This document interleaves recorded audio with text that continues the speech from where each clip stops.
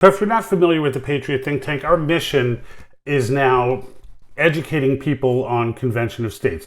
Article 5 of the U.S. Constitution allows the states to call for a convention to amend the Constitution. The process and the reason it was written into the article has one reason and one reason alone. First, I'm going to go ahead and get into the point of why it was written, what it means, and what the other alternative to amend the Constitution is. So stick with us.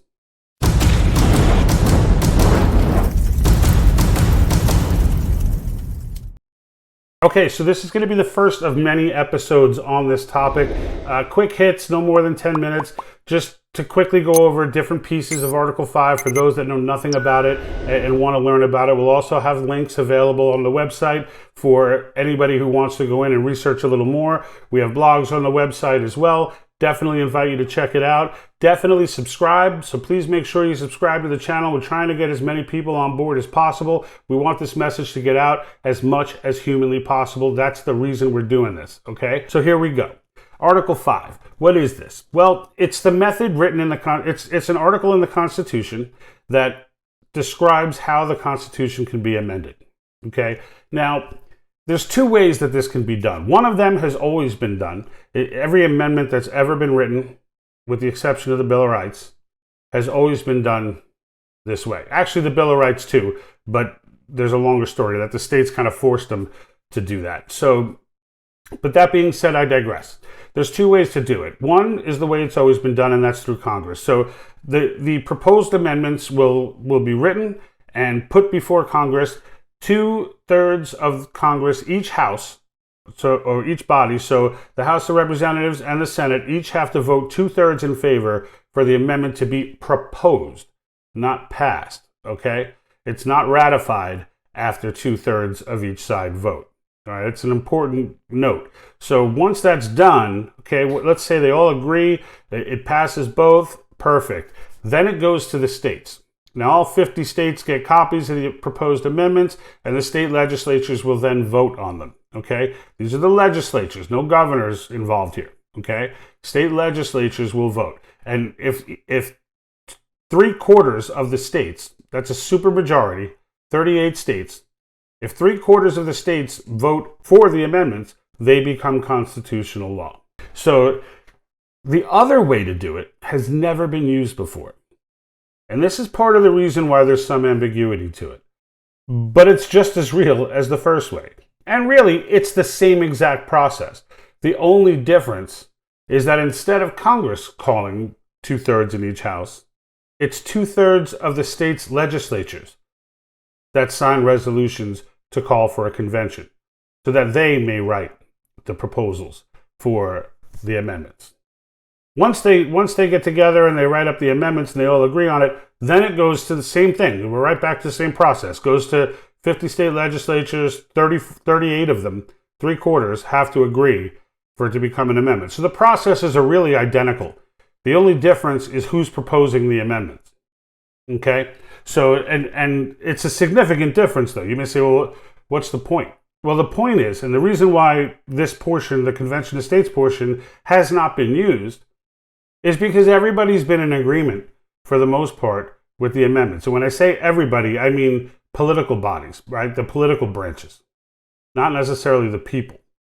So the reason why the Convention of States option was put in was when the initial Constitution, the first draft came out, all right, September 15th, I believe it was, September 15th, 1787, George Mason read it. If you don't know George Mason, a lot of people call him the forgotten founding father. He's huge in many ways, but this may turn out to be, once it's all said and done, the greatest thing that he's contributed, or that anyone's contributed, to our Constitution. And what he saw in the first draft, and again, this kind of, you'll hear later that the founders ran away with the convention.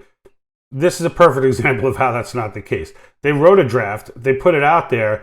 Mason, on behalf of Virginia, turns around and goes, whoa, wait a minute.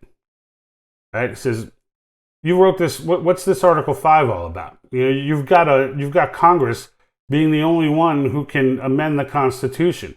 Now, he understood, as they all did, that the Constitution would eventually need to be amended, as nothing turns out exactly the way you plan it. Times change, things are different, and the people need to still stay in control. They need some flexibility. But they didn't want it to be some willy-nilly process either. So they made it difficult. But he noticed that they only gave Congress the power. Now, this was a problem. Mason got upset about this, and Madison has this in his notes, and I'll leave a link on the website under this video to Madison's notes on this, and I'll give you a quote. Let me go ahead and give you a quote. So, and Madison in his notes referred to George Mason as Colonel Mason, so that's why you'll see Colonel. So, and this is directly from Madison's notes, September 15th, 1787.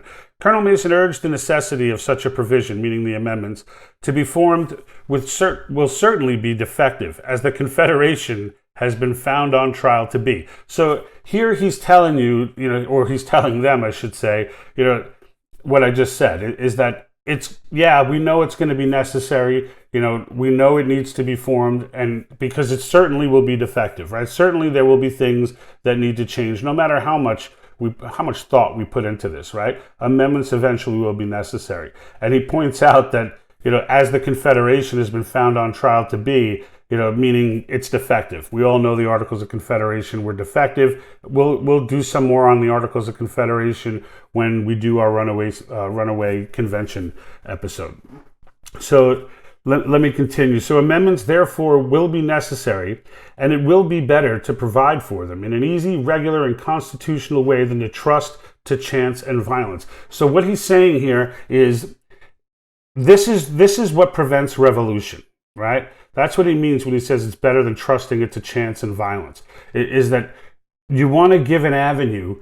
If the government grows out of control, and in Mason's opinion, from most of his writings, there was no doubt that the government would eventually grow out of control.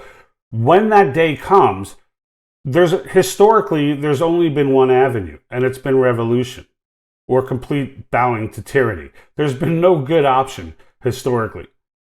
And his point was, we need to put an avenue in here. If the government gets out of control, we need to have an avenue for the people to take it back without having to fire a bullet, without having to storm a castle or storm the White House. There's no, we need to give a peaceful legislative means to do this. And that really is the spirit of what Article 5 is. And that's why it's never been used before, because we've never had a situation where we're trying to take that power from the federal government, because they'll never vote for that. We all know that, right? So, okay, let me go on. It would be improper to require the consent of the national legislature, because they may abuse their power and refuse their consent on that very account. And again, it goes right back to the point I made, is they're not going to vote to take away their own power. I don't care who you elect. To the person who thinks we don't need term limits, we have elections, they're not going to do the other two. They're never going to put fiscal restraints on themselves. They're never going to stop government overreach. They're never going to shut down these regulatory agencies, or at least take their power, so that we don't have unelected officials constantly making laws and just calling them regulations. They're never going to do these things.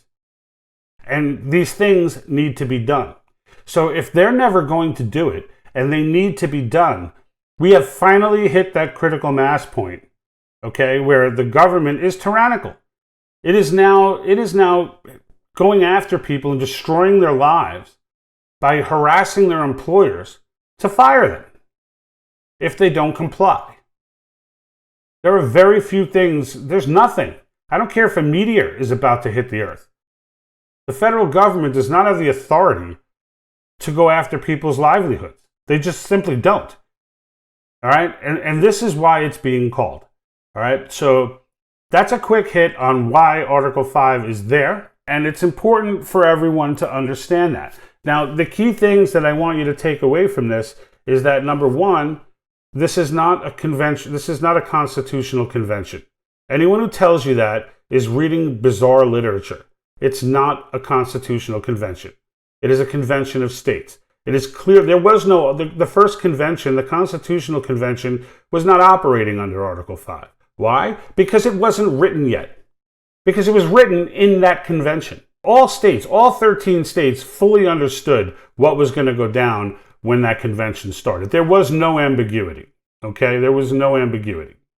So don't call it a constitutional convention. It is not. It is a convention of states designed for one purpose, as written in Article 5, to amend the existing Constitution. So that's the end of the first lesson.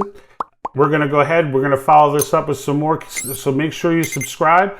Make sure you're following our Facebook page. That's where any live events or anything like that, everything drops there first. Then we spread off to MeWe, Rumble, and other networks. But everything drops YouTube first, really. Then we'll post that YouTube to Facebook, and then go from there. So the best way to go about it: start off with the YouTube subscription, then follow on Facebook. Don't forget to check out our website. There's tons of information there, including your ability to sign the petition. So if you are not a dummy in this field and you're not just learning for the first time, I hope you already signed it, but there's a link there for that, as well as a ton of other information. And conventionestates.com also has a ton of information. All right, folks, until next time, I'm out. And like that,